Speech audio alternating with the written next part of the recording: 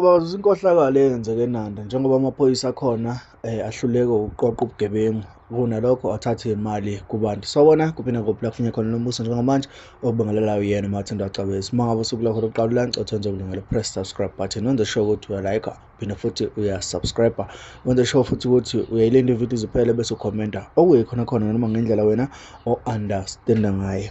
Omunye wabantu basemphakathini waseNanda uveze okushaqisayo ngamaphoyisa aseNanda, njengoba-ke eveze nanokuthi ubugebengu bubhebhetheka nje ingoba nabo babuye bathathe imali kusomabhizinisi bendawo ekufanele ngabe benza imigudu ngendlela ekufanele ngabe benza ngayo. Namaphoyisa ubese eveza ukuthi cha, umphathi siteshi wamaphoyisa aseNanda cha, ayikho into ayisebenzayo. Lokho kufakazela ubugebengu obusuke benzeka eNanda nobugebengu okuyikhona obukhulu usuku nosuku eNanda. Ngaphandle komusho isikhathi sakho mlaleli wami, angifuni ukwanda kakhulu, kodwa ngenza sure ukuthi ngilethela zona zishisa zinjalo. Nayo ividiyo yomuntu obekhuluma ebhekise ngqo kumkhwanazi.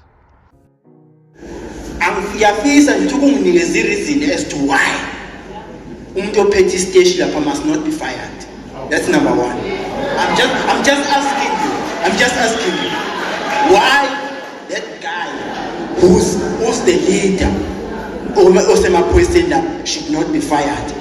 Just two reasons.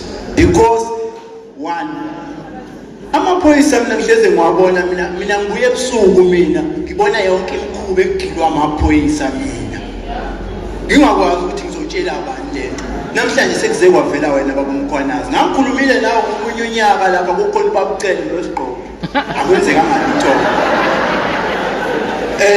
Ngaleso sikhathi kunamakotishi emphakathini yethu, kunamakotishi okuyiwona alokhu zigebengu. Abanikazi bamakotishi ababavethi abantu ababaqashisayo, baqashisa izigebengu. Isigebengu sivele sibeke umbhede la, sibhake imoto ngaphandle, sihambe siyobamba inkunzi, sibambe inkunzi sibaleke. Vele kunombhede lapha, akwaziwa nokuthi uthi ubani, uhlalaphi, as long as ekhokha irent kuphela, uma stand uhappy ngalokho. Then thina we must suffer, thina esihlala siwomakhelwane nalapho.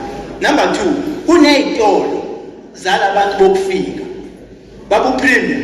Lento ishoyo yokuthi iy'tolo upresident wethu uyakhuluma but akenzi, siyakwazi lokho. Iy'tolo lezo khuluma ngazo ukuthi zirejistiwe. Wasambe mkhwanazi ngiyokutshengisa into yokuthi ayirejistiwe. Sikhulume ngetiyolo, ayirejistiwe iy'tolo. Kusebenza abafana bako-Eritrea, abako-Ethiopia, abano-13 years, abayiphathi ye-human trafficking. Nithule nina, niyakwazi khona lokho, anisimeli. Amaphoyisa bakumkhwanazi emjebheni, atulusa imoto kanje, ayokwenza lento elibiza ithi extortion. Ayokwenza extortion. Amaphoyisa asemjebheni, imoto yakhona mina nginayo inamba yayo.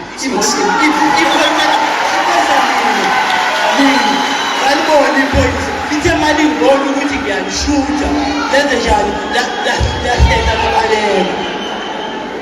Amaphoyisa ngitshengise emkhwanazi, sihambe nawe ngiyokutshengisa lapho enza khona amaphoyisa lokuthi Ascot, first 1 minute. Sengayisho nje ukuthi one, amaphoyisa asemjebheni, they are corrupt to the core. We must address that.